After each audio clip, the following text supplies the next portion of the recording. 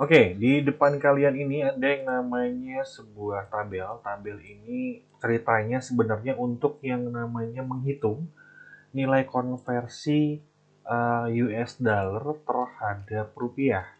Namun, untuk mengalihkan atau menjumlahkan ataupun mengeluarkan informasi yang terbaru dari hasil kali tersebut, itu berdasarkan jenis transaksinya.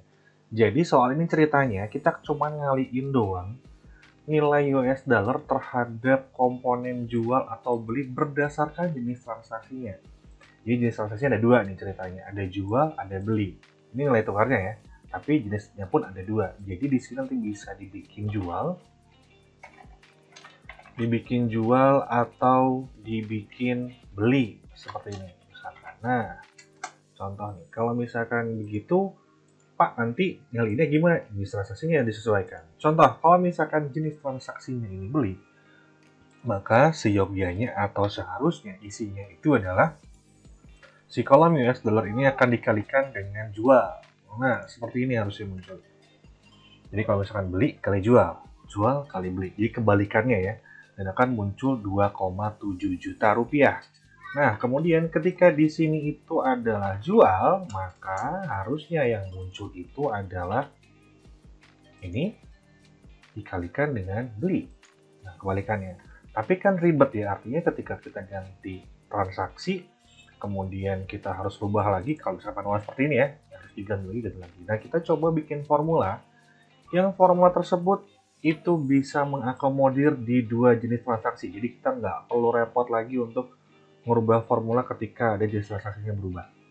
Oke, disepakati dulu ini di sini cuma ada dua jenis transaksi saja, jual dan beli. Artinya kalau nggak jual ya beli, kalau nggak beli ya jual. Nah, di sini nanti tinggal diinputkan mau jual atau beli, namun kita bikin metode inputannya itu lebih mudah dan mengurangi potensi salah ketik. Karena ada beberapa orang yang uh, punya kebiasaan ketika ngetik itu pengen banget yang namanya nambahin spasi di belakang kata. Contoh misalkan saya bikin gini, beli spasi. Kalau di enter itu mungkin nggak ketara kalau misalkan di belakang si karakter beli ini, kata beli ini ada karakter spasi. Nah, ini juga nanti akan mempengaruhi dari hasil perhitungan yang kita tetapkan pada formulanya. Jadi kita pastikan dulu, kita bikin metode untuk memilih jenis inputan, jenis transaksi ini kita bikin metode list. Caranya seperti apa? Jadi ini diblok dulu nih, diblok dulu. Kemudian masuk ke data, kalian cari data validation. Ini saya menggunakan Windows ya. Saya menggunakan Windows. Jadi kalian cari data. Kalau yang ada menggunakan MacBook atau iPhone iMac sama cari data, kemudian data validation. Namun bedanya kalau menggunakan MacBook atau iMac, si tanda pilihan ini akan terdapat pada sebelah kanan kalau ini ada di bawahnya ya. Data validation kalian klik dulu, di sini akan muncul pop-up data validation, ada settings, input message, error alert. Kalian pilih yang settings dan allow-nya kalian pilih list. Oke, sudah pilih list, kemudian pindahkan kursornya ke source dan blocking di sini. Ketika sudah selesai, klik OK saja. Nah, nanti muncul akan ada segitiga pilihan, namanya drop down list lah. Ini kalau bisa kita pilih, tinggal jual, mau bikin beli, mau jual. Nah, ini agak sedikit mempermudah ketika nanti kalau ada perubahan jenis transaksi dan tidak perlu ketik ulang, namun tinggal memilih saja. Bagaimana kalau misalkan isinya beda Pak, saya mau pingin opsinya ABCD, berarti kalian harus membuat dulu sebenarnya. Ini saya balikin dulu ke awal ya. Saya buat ke awal lagi, saya hilangkan dulu, saya bikin jadi any value dulu. Nah, Pak saya mau bikin ini nih, mau bikin opsinya ada A, B, C, D misalkan. Ini ada opsi seperti ini. Kemudian pengen dibikin opsi, boleh, bisa sekali. Nah, ini di blocking dulu. Ini udah bikin ya. Ini opsi yang akan muncul di listnya. Kalian bikin dulu, ada 5 nih, saya bikin 5. Kemudian tetap kamu pilih mana sel yang akan kalian bikin drop down list. Ada fitur drop down listnya. Nah, contoh saya bikin di nomor pertama, tetap masuk ke data, kemudian data validation. Ada data validation juga di sini, pindahin ke list ya. Nah, ini udah list. Kemudian source-nya, kursornya pindahin dulu ke source dan blocking ke sini. Udah selesai. Nah, muncul nih. Jadi ada pilihannya A, B, C, D, E. Oke, jadi seperti itu.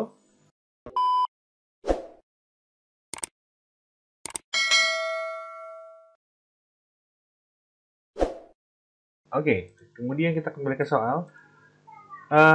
Saya ulangi lagi, jadi soal ini akan mengeluarkan hasil berbentuk rupiah dari perkalian antara kolom US dollar dengan salah satu di antara pilihan nilai tukarnya. Itu berdasarkan jenis transaksi. Artinya, ketika saya akan atau menetapkan jenis transaksinya jual, maka rupiahnya akan muncul seharusnya seperti ini. Jual dikalikan dengan beli. Nah, seperti ini guys. 2850 nih, 2850.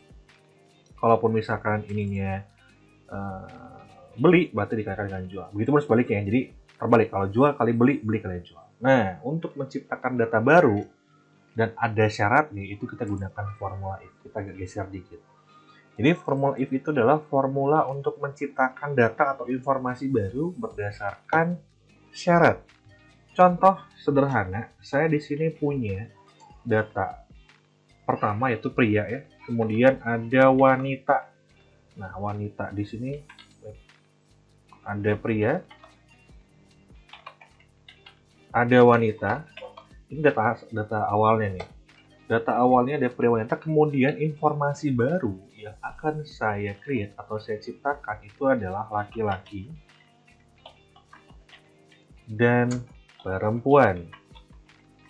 Seperti ini. Jadi data barunya ini ada data baru. Ini saya bikin seperti ini. Data baru itu yang akan saya keluarkan adalah laki-laki perempuan. Jadi ada dua datanya. Syaratnya, laki-laki ini akan muncul ketika bertemu dengan data teks pria. Dan kemudian data baru, informasi baru perempuan ini akan muncul ketika ditemukan data selain teks pria. Kenapa saya bilang teks? Karena di dalam Excel itu ada dua tipe data, yaitu antara angka atau teks. Jadi kalau misalkan, Pak, kalau teks itu kayak gimana? Kelihatan begini ya teks ya. Kemudian positioning dalam selnya defaultnya akan mepet sebelah kiri.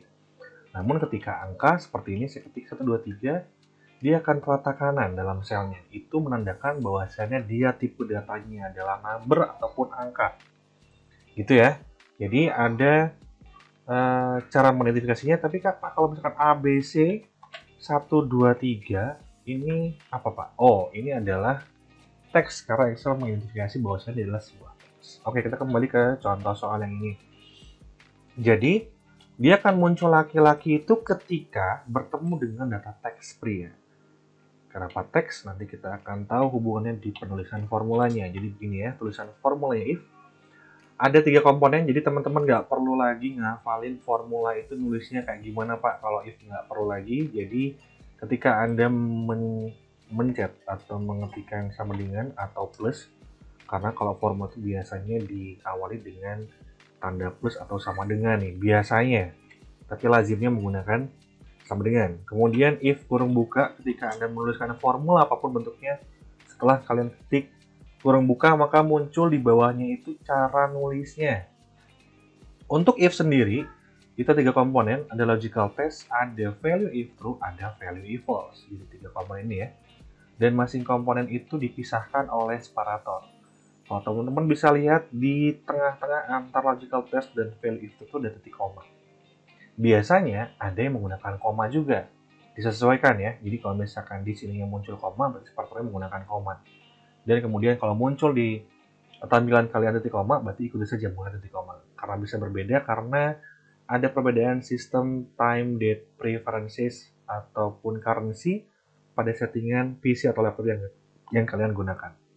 Kalau kalian menggunakan preferensinya atau currency yang menggunakan Indonesia, biasanya itu akan munculnya titik koma. Tapi kalau US itu biasanya titik koma. Kalau US koma, kalau Indonesia titik koma. Jadi akan muncul seperti itu. Tapi disesuaikan saja, itu bukan suatu jadi masalah. Oke, kita masuk ke case yang pertama. Data laki-laki atau informasi laki-laki ini akan muncul ketika bertemu dengan data teks pria. bertemu di sini maksudnya di sel ini. Makanya kita cek dulu. Apakah isi sel H8, jadi H8 itu diambil dari urutan kolom, ini kolom ya, ini baris, jadi dia ada di kolom H dan baris ke-8. Jadi akan kita cek isinya. H8 ini isi selnya pria bukan? Jadi mengecek sekarang. Apakah isi sel atau jika isi sel sama dengan pria? Nah, di sini bedanya kalau misalkan kita mengecek ataupun mencetak segala tipe data yang teks, baik mengecek atau mencetak, ketika dia teks wajib menggunakan tanda kutip ganda di awal dan di akhir teks yang kita cek atau yang kita cetak. Jadi di sini udah koma nih, titik koma. Logical testnya adalah apakah H8 isinya sama dengan teks pria. Kalaupun iya, betul, kita akan mau create data apa nih yang baru? Value if true, nilai jika benar. Nilai jika isi sel H8 benar teks pria, kita mau nyetak apa? Karena tadi case-nya adalah laki-laki, maka kita akan tulis laki-laki. Dan ingat, jangan lupa untuk menambahkan tanda kutip ganda di awal dan di akhir. Oke, ini pria laki-laki. Kemudian kita kembali atau berlanjut ke komponen berikutnya atau value if false. Nilai jika salah, nilai di mana ketika H8 ini isinya bukan teks pria. Kita mau nulis apa? Atau kita mau membuka apa? Kita mau melakukan operasi apa? Jadi, karena tadi case-nya adalah ketika tidak ditemukan teks selain pria, maka kita akan cetak perempuan.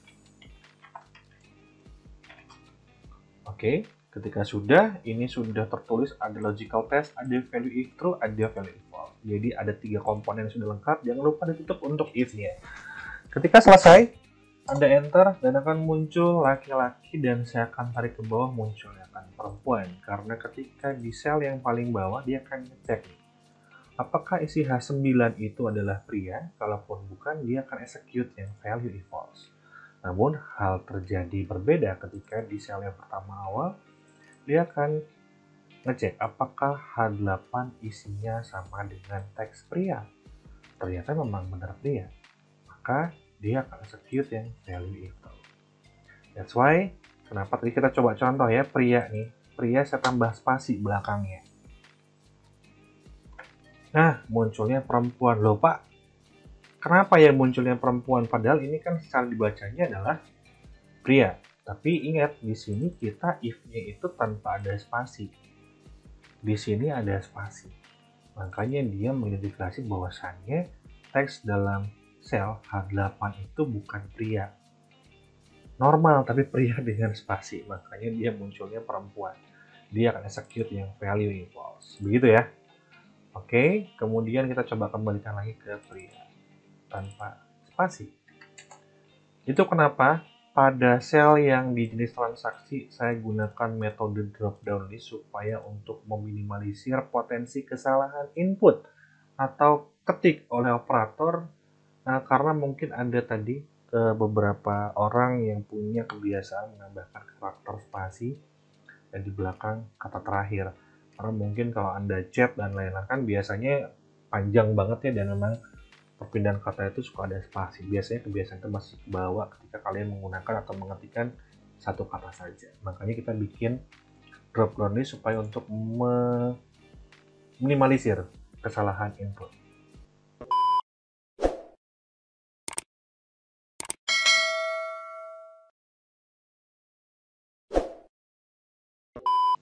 Baik, di sini sekarang kita masuk ke kolom rupiah. Jadi rupiah tadi case-nya adalah ketika jual kali beli dan begitu pun beli dikali dengan jual. Jadi berlaku kebalikannya. Jadi tahap pertama apa yang kita lakukan adalah kita menggunakan formula F dulu pastinya. Jadi teman-teman harapannya adalah jangan menghafalkan formula, namun latihlah logik Anda. Oh bagaimana ya kalau misalkan saya mau create data baru dengan case seperti ini. Jadi formula itu cuma alat bantu saja untuk menciptakan atau mempermudah pekerjaan kalian. Nah, untuk case soal ini, karena kita suruh-suruh untuk mengkalikan saja, namun ada hal yang sifatnya dinamis nih, itu jenis transaksi. Nah, bagaimana kita supaya nggak repot untuk mengkalkulasi konversi nilai rupiah dengan otomatis tanpa harus merubahnya satu persatu. Ini cuma ada 15 record ya kebetulan. Kebayang kalau misalkan di transaksi perusahaan ini itu setiap hari ada 1000 transaksi. Kebayang kalau misalkan kita harus merekap atau menginput secara manual. Jadi mungkin itu pasti banyak potensi miss data ataupun loss data. Oke, kita lanjut di sini menggunakan if lagi sama seperti contoh barusan. Case pertama kita masukin nih. Karena di sini muncul jual dulu, saya pilih jual dulu, kita bikin jual dulu. Berarti ketika isi sel D6 sama dengan teksnya jual, berarti ketika benar dia isinya jual, maka akan saya kalikan E6 dengan F4 karena jual dikali beli, gitu ya. Itu kalau benar si D6 ini jual, anggap ini masih kosong. Kalau D6 sama dengan teks jual, maka akan terjadi perkalian antara E6 dengan F4. Tapi namun salah, karena di sini cuma ada dua opsi, kalau nggak jual, pasti beli. Berarti kalau dia D6 ini bukan jual, dipastikan isinya adalah beli, karena kita sudah merubah tipe inputnya mengganti list. Jadi si operator hanya bisa memilih dua transaksi. Artinya kalau dia bukan jual, pasti beli. Nah, false-nya ini pasti beli nih. Kalau beli, berarti tinggal kita masukin formula yang belinya saja. Ini adalah beli, berarti ini US dollar dikalikan dengan jual ya berarti ya, kalau dia beli. Oke, sudah selesai. Nah, munculnya 2850. Kita coba hitung bener nggak sih 300 dikalikan dengan 9500, bener nggak sih? Hasilnya tuh kali 9500. Nah, hasilnya dulu sama juga 2.080.000 rupiah. Dan bagaimana kalau kita ganti menjadi beli? Munculnya 2,73 kali 9 itu 27 dikali per 5 angka berarti 2.700.000 rupiah. Nah, dari sini sudah terlihat bahwasannya formula ini sudah bisa mengakomodir dua jenis transaksi sekaligus tanpa kita harus merubah formulanya ketika kita coba untuk merubah jenis transaksinya. Ini sudah mengikuti. Kalau sudah, kita tarik ke bawah. Tapi pasti di sini masih belum sempurna formulanya. Nah, Pak, kok jadi value jadi 4.050, ada value juga. Dan FYI, value itu muncul karena ada operasi aritmatika. Entah tambah kali kurang bagi ya antara teks dengan angka. Contoh sederhana saya bikin tadi ABC. Kemudian ini 123. 13 deh boleh. Ini saya coba kali deh atau tambah coba ya. Apapun kayaknya sebenarnya bisa. Nah, value itu salah satu adalah pesan error ketika ada operasi aritmatika antara huruf dengan number atau angka. Jadi dia pasti akan munculkan hasilnya adalah value. Itu salah satu. Loh Pak, kenapa value? Kan bukannya tadi kita sortnya ke atas ya, kita salah sortnya ke sini. Ketika kita melakukan gerakan ke bawah, drag and drop untuk copy paste sebuah formula, maka yang tadi saya bilang, kursornya yang ada di sini. Kita lihat ya, ini ada berwarna-warni kan? Oh ya, FYI juga kenapa bisa warna-warni? Ketika Anda menuliskan formulanya dengan tanda baca yang sesuai atau betul, maka parameternya adalah ketika ini berwarna itu sudah dikatakan benar penulisannya. Tapi kalau misalkan ada penulisan yang salah, si angka nama sebuah set ini tidak akan berwarna-warni biasanya. Jadi parameter penulisan formula yang benar itu biasanya ditandai dengan sorting atau selection cell berupa alamat yang ada di formula ini akan berubah menjadi warna-warni. Itu salah satu penulisan formula yang benar parameternya. Nah, kita cek lagi di sini resultnya udah benar ya. Namun karena saya tadi melakukan drag and drop ke bawah, makanya akan berubah nih. Karena ini jadi ke sini, ikut ke bawah juga. Karena ini sifatnya 9.000 dan 9.500 itu adalah pengali yang tidak boleh berubah posisinya, maka ini F3 dan F4 itu kita harus buat absolut. Apa itu absolut? Jadi kita harus kunci posisinya dengan cara, kalau teman-teman di rumah menggunakan Windows, cukup klik keyboardnya F4 sampai muncul atau menjadi seperti ini. Nah, F3 sama F4 nya aja ya. Diblok, kemudian klik F4 sampai berubah seperti ini.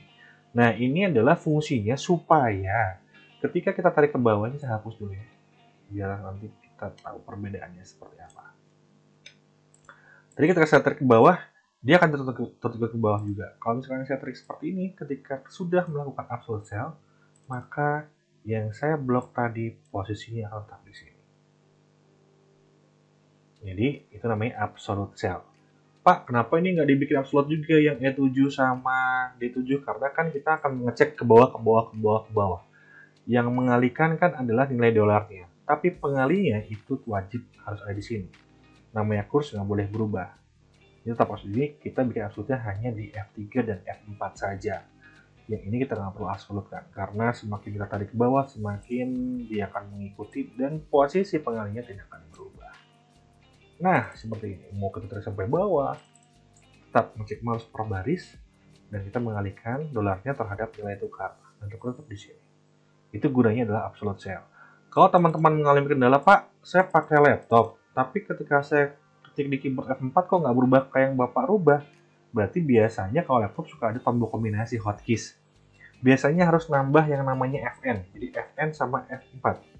Kalau misalkan nggak berubah. Tapi kalau ada yang pengguna MacBook atau iMac, itu bisa menggunakan tombol kombinasi Command dengan T untuk menciptakan absolute cell. Tapi jangan lupa di blok dulu selnya seperti ini dalam formulanya. Baru Command dengan T atau F4 untuk Windows atau Fn F4. Karena saya menggunakan PC di rumah, berarti bisa menggunakan F4 saja. Karena biasanya kalau PC tidak ada tombol kombinasi. Oke, Pak, kenapa sih kok ini tiba-tiba udah muncul ini ya, udah muncul angkanya padahal kan saya belum milih.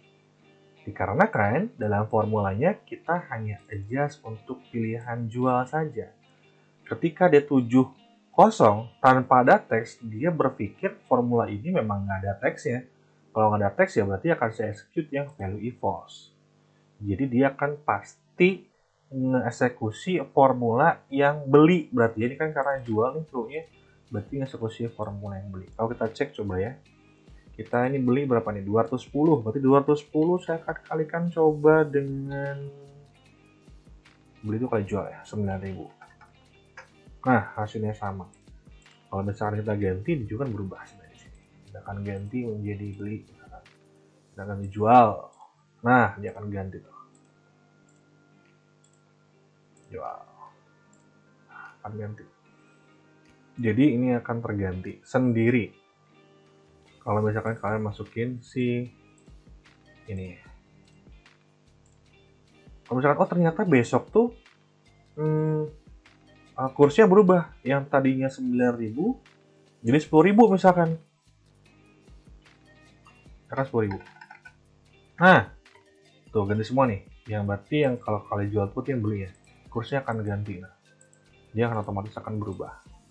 Kita ganti dulu 9.000. Nah, seperti ini. Oke. Kalau misalkan kita coba nih, kita jadi lelang katakanlah. Nggak bisa nginput di luar opsi yang 2 tadi. Oke, nah ini ada beberapa alternatif ya. Jadi artinya si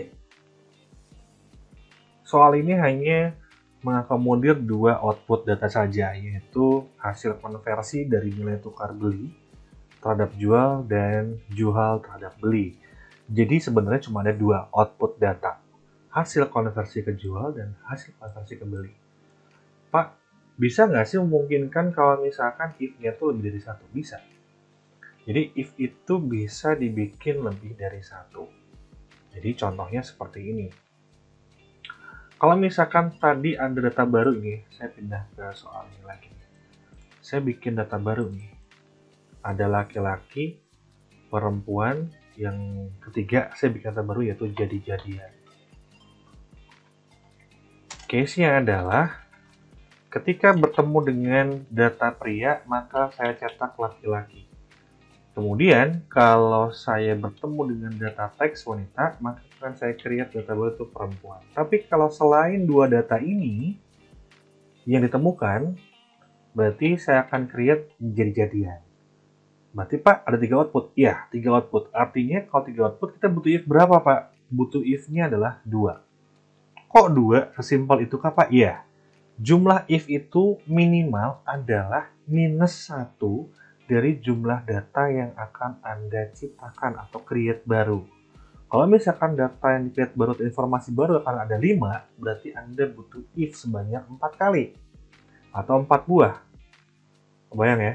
Jadi, seperti itu cara menghitung jumlah if ya. Kalau di sini 3, ya berarti if-nya butuh 2. Kita coba nih. If yang pertama, case pertama adalah jika H8 sama dengan pria, kita cek dulu. Bukan berarti dia pria, karena itu contohnya ada pria ya. Pria, value-nya kalau true, kalau benar laki-laki. Keluar. Oke. Kemudian, kalau misalkan salah, berarti ada 2 kemungkinan lagi dong.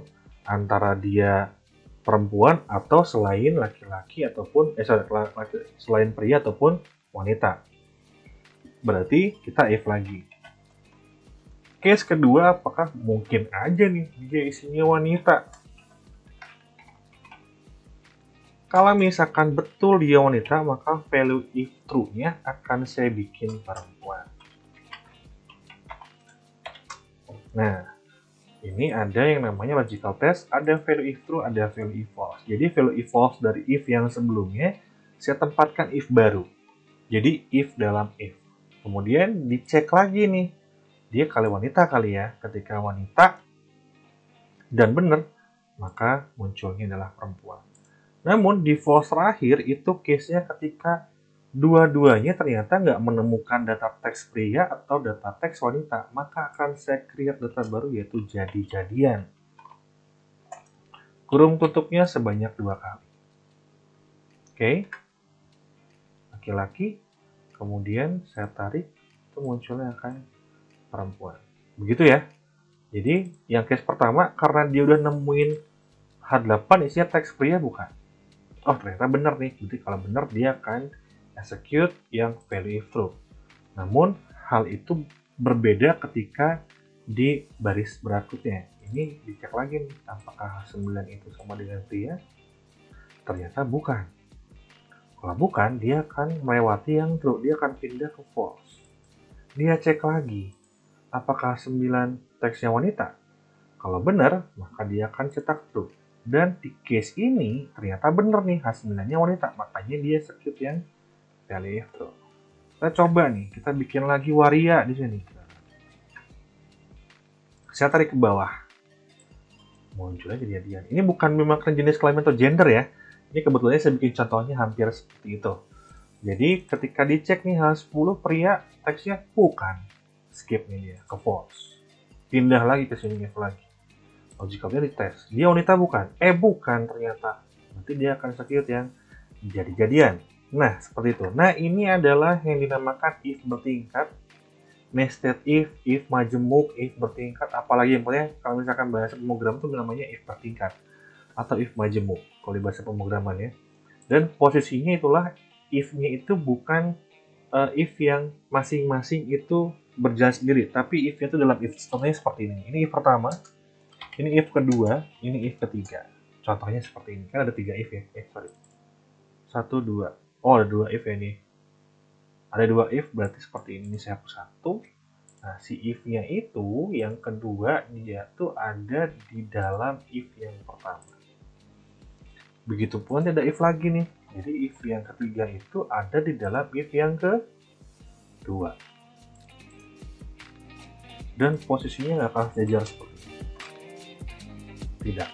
Jadi kalau if bertingkat itu posisinya adalah si if yang kedua ini itu ada di dalam if yang pertama. Begitu.